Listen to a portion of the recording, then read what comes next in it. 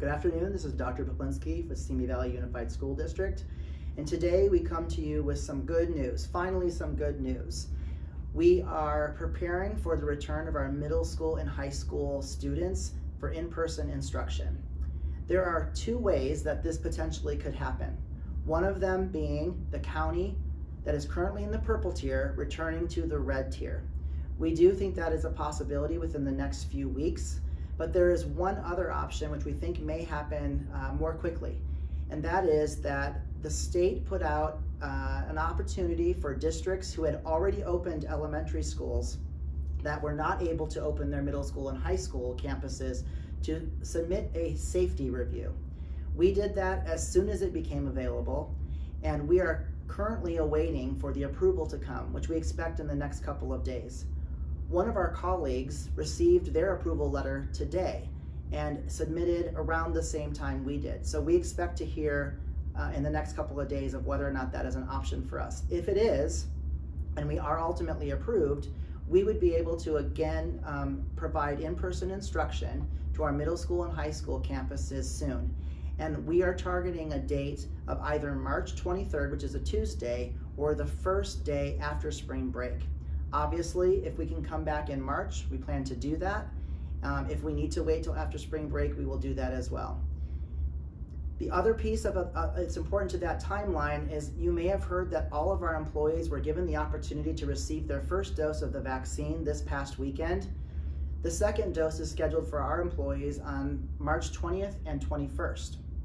That will give all of our educators and staff that are working at our schools just another layer of confidence as we bring back more students. And keep in mind, although the vaccination is not required for teachers to be in classroom, evidenced by our own elementary teachers who have been back in the classroom with students since this fall, obviously this is a great piece of assurance for our teachers. The important piece to note is that all of our secondary families have likely received a survey asking for their intention to return in virtual, to remain in virtual instruction or return to in-person learning when the time comes. Currently, about 40% of our families have elected to go back in person, with the remaining 60% or so deciding that virtual was the way they wanted to end the school year. It is very important that you return the survey so that the schools can plan for the number of students that will be in person. If you do not respond to the survey, the schools are going to default your student to the virtual cohort. I know we're getting lots of questions also about sports and graduation and other end of the year activities. We got more good news today that the sports that are allowed to happen right now are also opening up. Football and water polo have been added to the list and can begin as early as tomorrow. Because the county currently remains in the purple tier, there is a COVID testing requirement for all of those athletes. And that COVID test will be done through a take-home or in-person option. We don't know at this point because the county is still securing those tests for us. If the county should move into the red tier, then that COVID testing requirement for athletes and coaches in football and water polo goes away.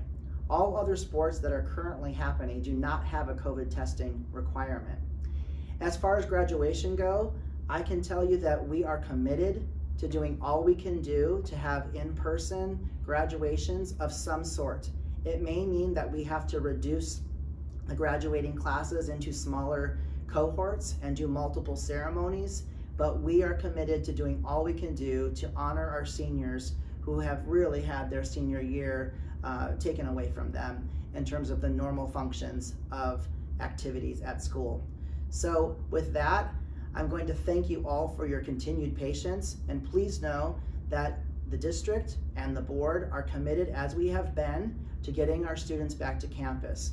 And as we have said in multiple communications, our board took action months ago to return our middle and high school students to campus. And unfortunately, the county reverted to the purple tier before that happened. As you know, we must follow state and local guidance. If we do not follow that guidance, then we would be out of compliance with state mandates. And so I'll end with a piece of good news, is that we are welcoming students back to campus in the middle and high school soon, we think, and we look forward to seeing their faces back on our campuses. And please know that for any family that chooses to stay virtual, you will have that option for the remainder of the year. Thank you and have a good night.